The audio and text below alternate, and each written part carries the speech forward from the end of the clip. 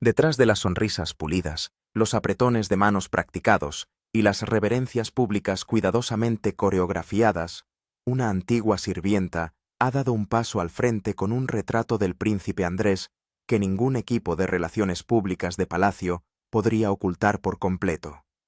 Su relato del que se hacen eco otras personas que trabajaron en la Casa Real descorre las cortinas de seda para exponer patrones de crueldad mezquina, hábitos secretos y un derecho que se endureció hasta convertirse en rutina durante décadas de privilegio sin control.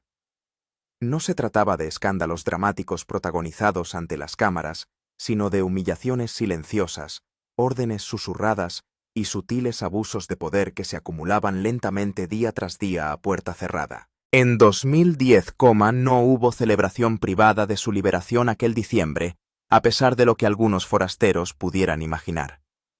En su lugar, lo que queda hoy es una creciente colección de testimonios, fragmentos de experiencias vividas que cuando se juntan revelan un panorama mucho más amplio y preocupante.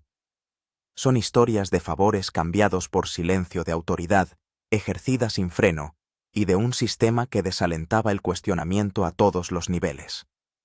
Como el príncipe Andrés ha negado formalmente todas las acusaciones contra él y ha exigido un juicio conjurado en su respuesta oficial a un tribunal de Nueva York en relación con las denuncias de conducta sexual inapropiada, la atención se ha centrado en una cuestión más profunda. ¿Qué ocurre cuando los que sirvieron en silencio hablan por fin y la lustrosa imagen de la corona empieza a fracturarse? Mucho antes de los titulares y de que la opinión pública se diera cuenta, en el interior de las posesiones reales se desarrollaba una historia más silenciosa, murmurada solo entre los que se movían de forma invisible. Por los pasillos llevaban bandejas, planchaban trajes y se paraban justo delante de las puertas que siempre estaban cerradas al público. Para los forasteros, el personal de Palacio es a menudo imaginado como profesionales impecablemente leales que se deslizan por los pasillos de mármol con orgullo y determinación. La realidad, sin embargo, era mucho más compleja, especialmente para los que estaban asignados a trabajar estrechamente con el príncipe Andrés. Experimentaban la tensión de su temperamento de primera mano y muchos guardaban resentimientos que apenas se atrevían a expresar en voz alta. Uno de los ejemplos más claros procede de un hombre conocido como Paul, durante mucho tiempo ayuda de cámara personal del príncipe Andrés. Paul había servido al príncipe durante décadas y vivía en un apartamento directamente conectado con las habitaciones privadas de Andrés. Sus responsabilidades eran constantes e íntimas: empaquetar la ropa, ordenar los objetos personales, responder inmediatamente a las citaciones a cualquier hora del día o de la noche. A primera vista era un puesto prestigioso. En realidad, según quienes hablaron con él más tarde, era un papel que llegó a despreciar. Su amargura no provenía únicamente de las largas horas de trabajo o de los exigentes horarios, sino del comportamiento del príncipe y de la naturaleza de las peticiones que se esperaba que cumpliera. El príncipe Andrés tenía un Jack Russell Terrier llamado Bendix, un detalle que en principio podría parecer inofensivo. Sin embargo, Andrés tenía la costumbre de despertar a su ayuda de cámara cada vez que el perro se agitaba durante la noche. A las 2 o las 3 de la madrugada sonaba un timbre privado o una línea telefónica directa llamando a Paul al instante. Aún medio dormido, Paul entraba corriendo, recogía al perro y lo sacaba a la fría oscuridad de los jardines de Palacio. Allí esperaba, a menudo fumando un cigarrillo para mantenerse despierto mientras el resto de la familia dormía. Estas interrupciones nocturnas se convirtieron en rutina, agotándolo física y emocionalmente.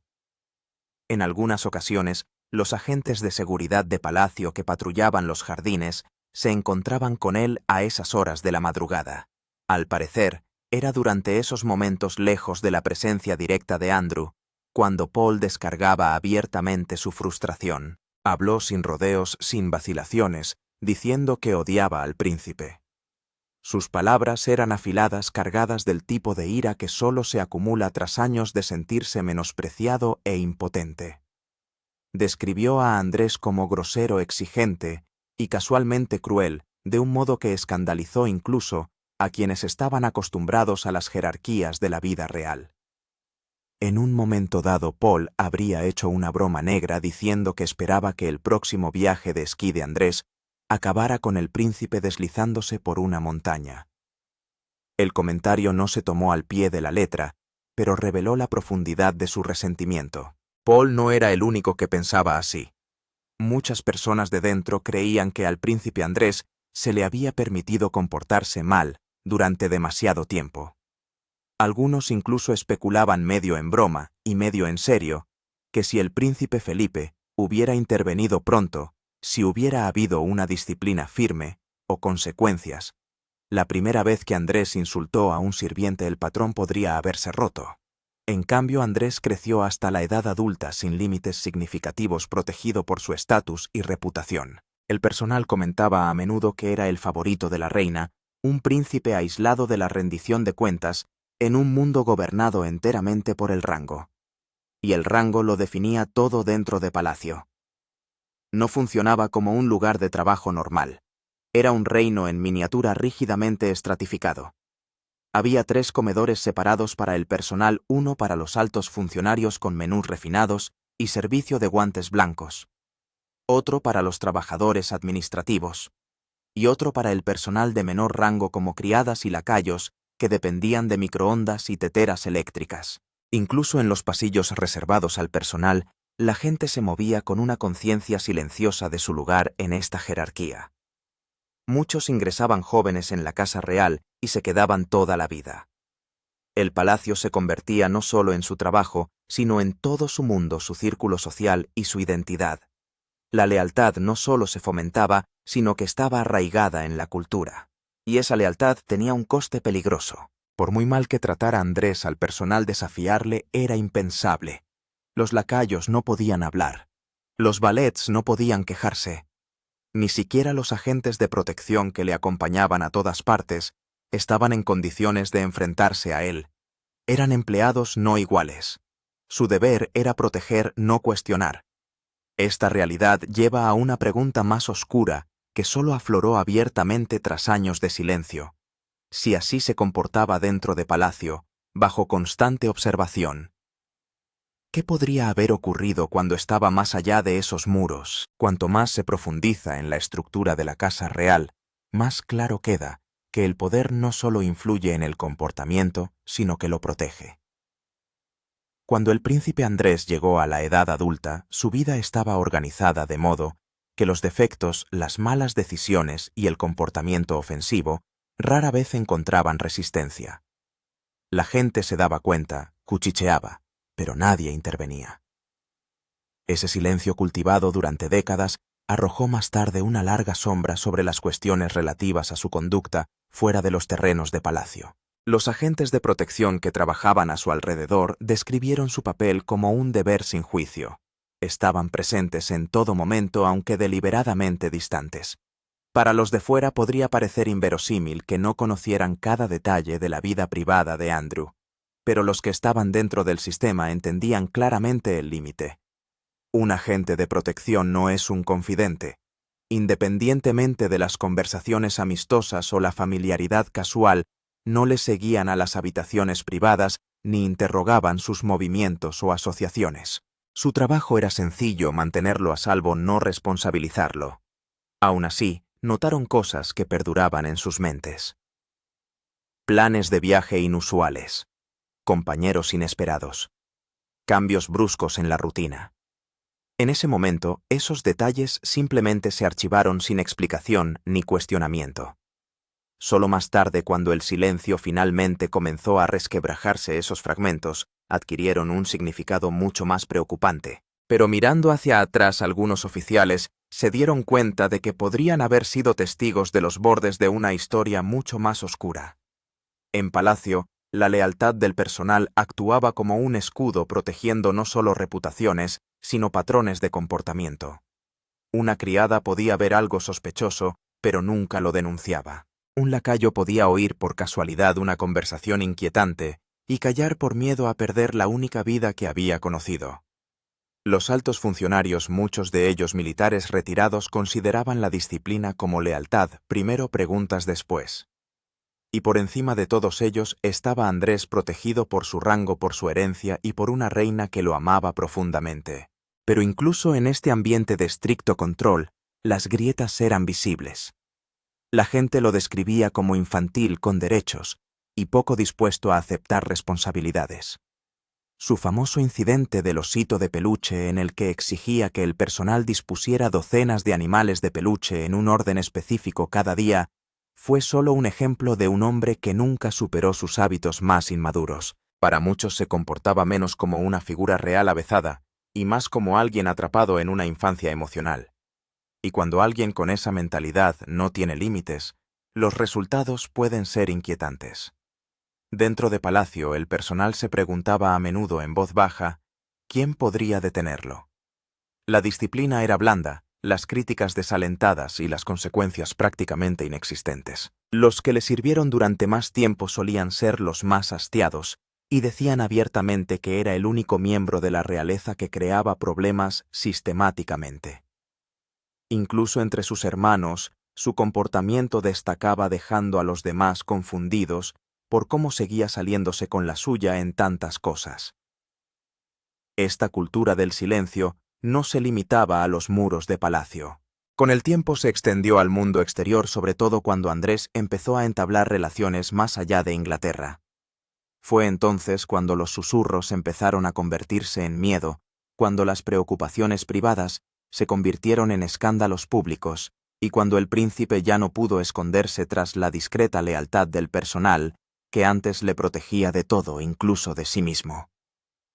Si eso le dejó atónito, espere a oír lo que un miembro del personal totalmente distinto confesó sobre él a continuación.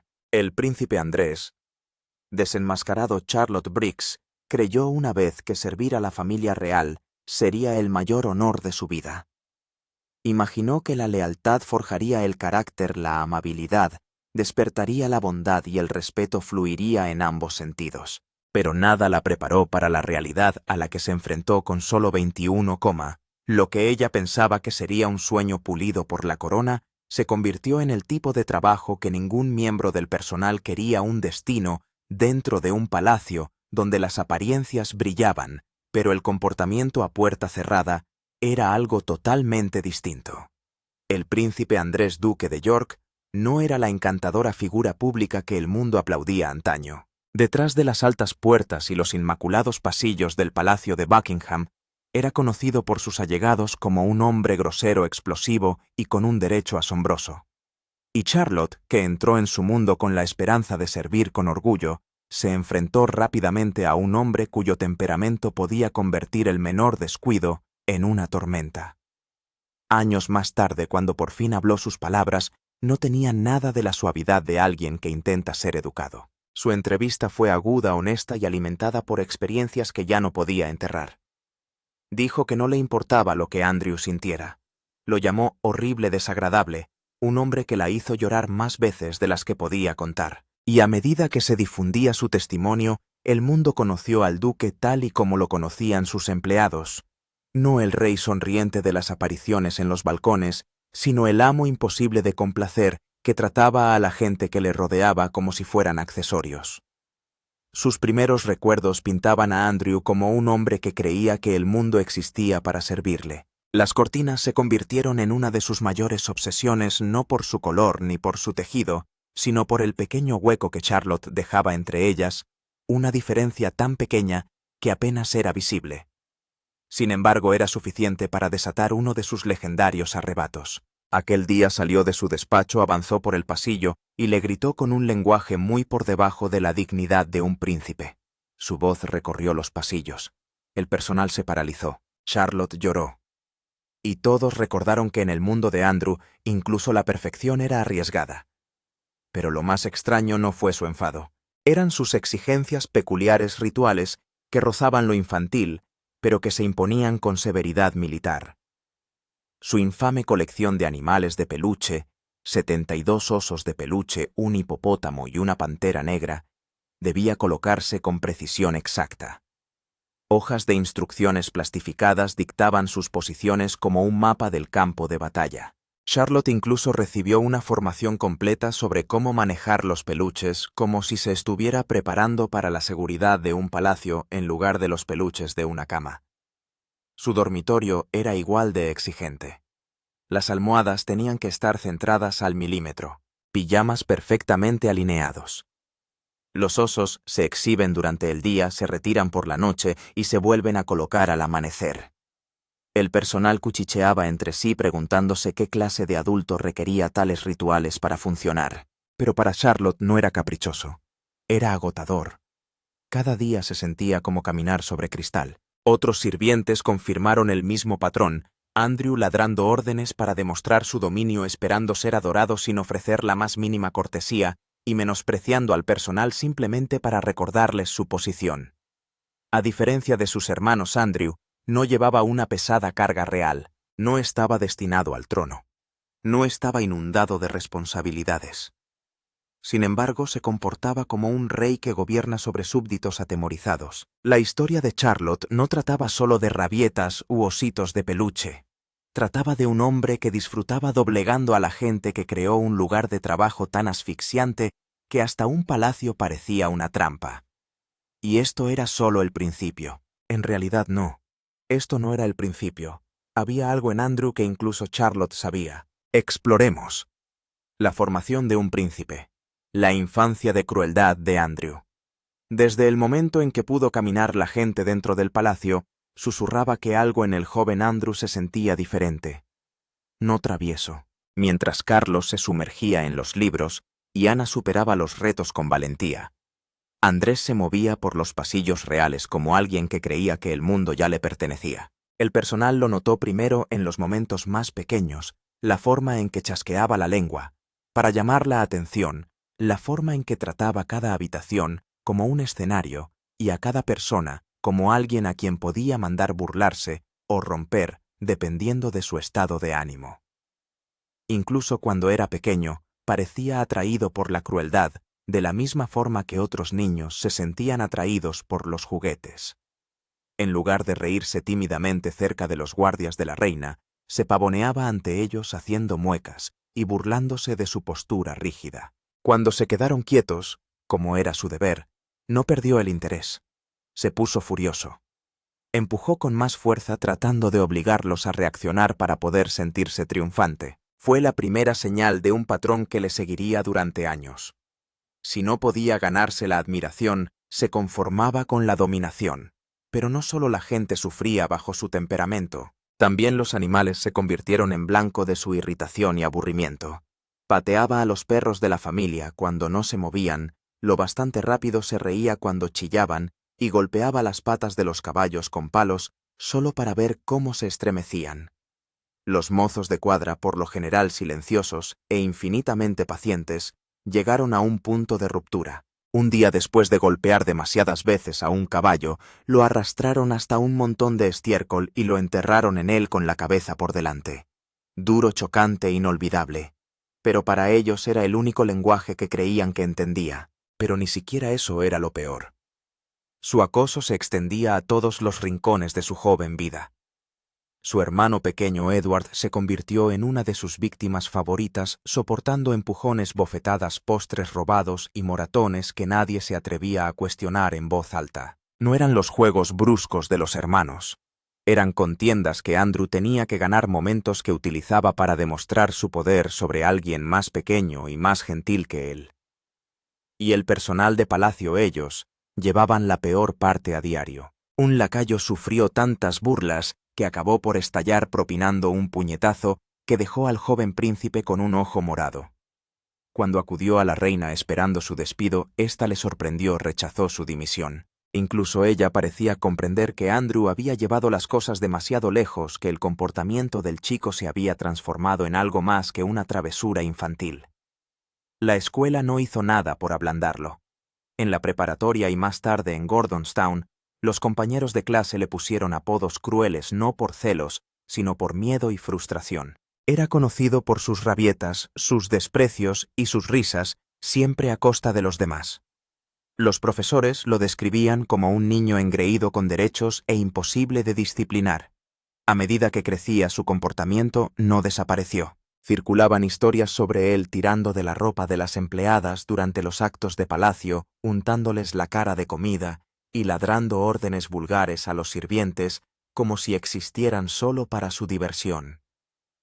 Durante las acampadas, destrozaba los refugios de otros niños, arrojaba sus pertenencias a los ríos y contemplaba su miseria como si fuera un entretenimiento. Los que trabajaban más cerca de él lo resumían en una frase dolorosa.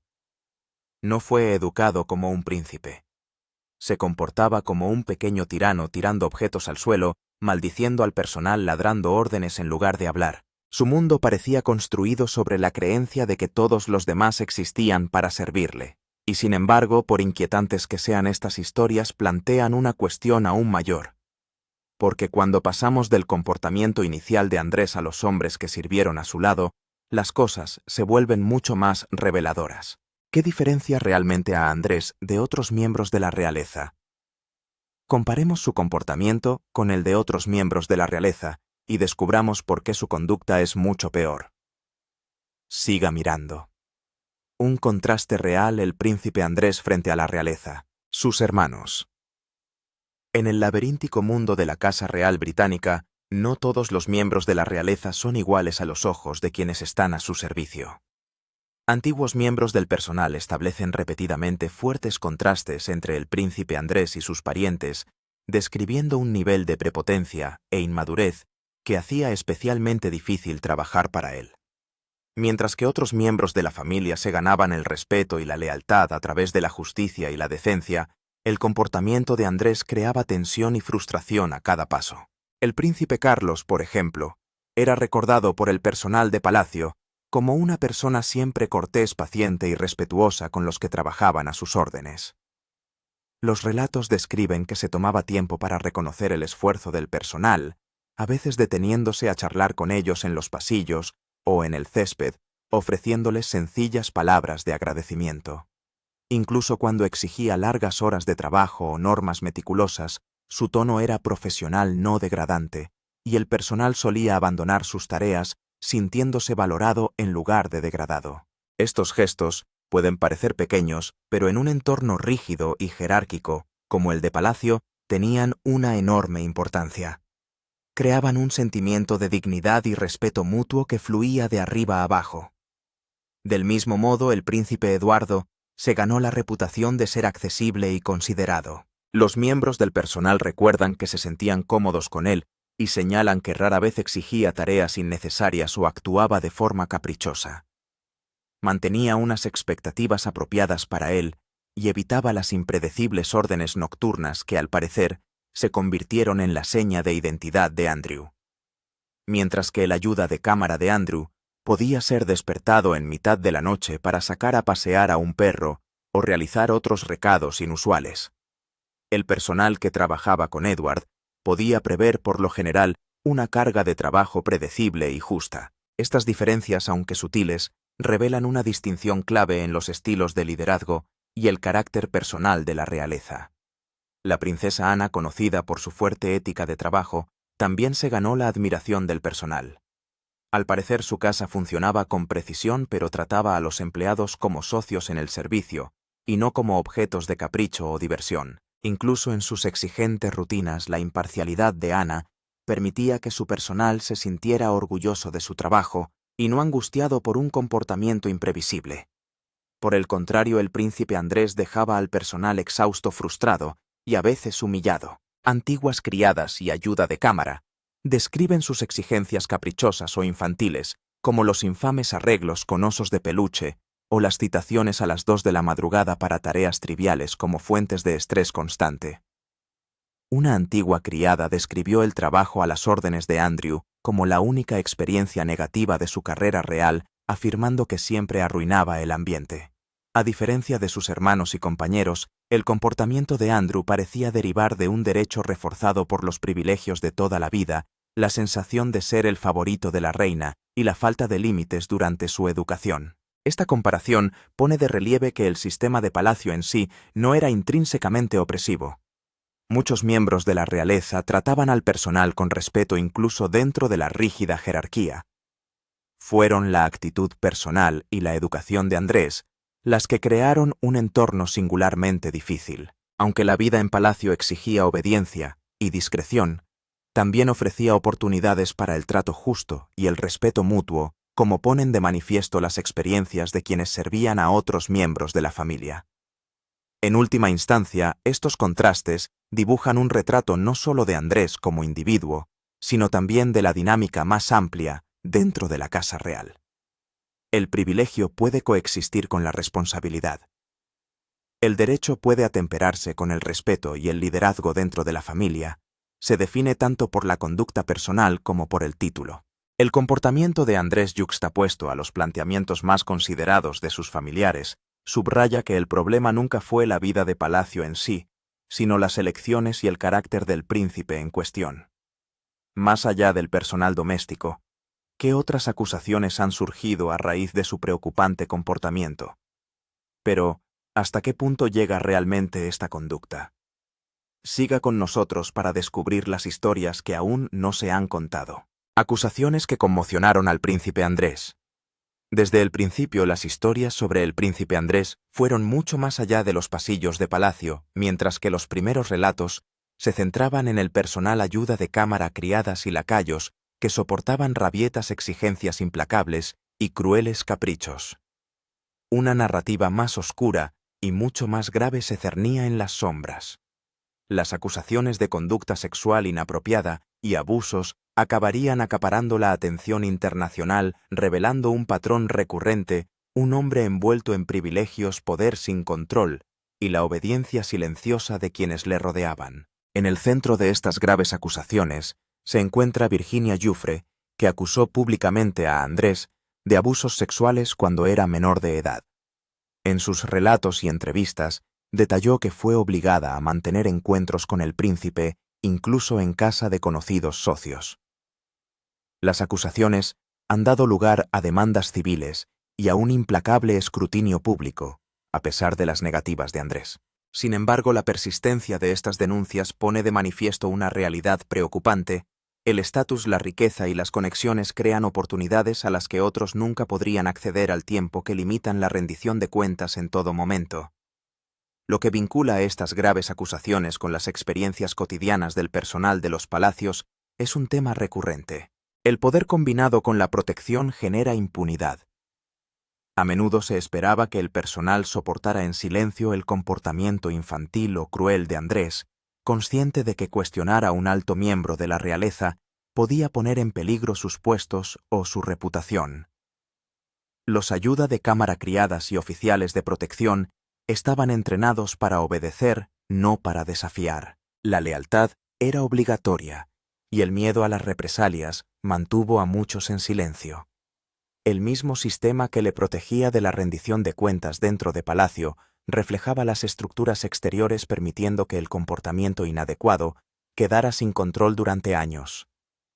Incluso las quejas de menor importancia ilustran este patrón. Ordenar al personal que arregle los osos de peluche a la perfección, despertar a los aparcacoches a horas intempestivas o burlarse de quienes le fallaron.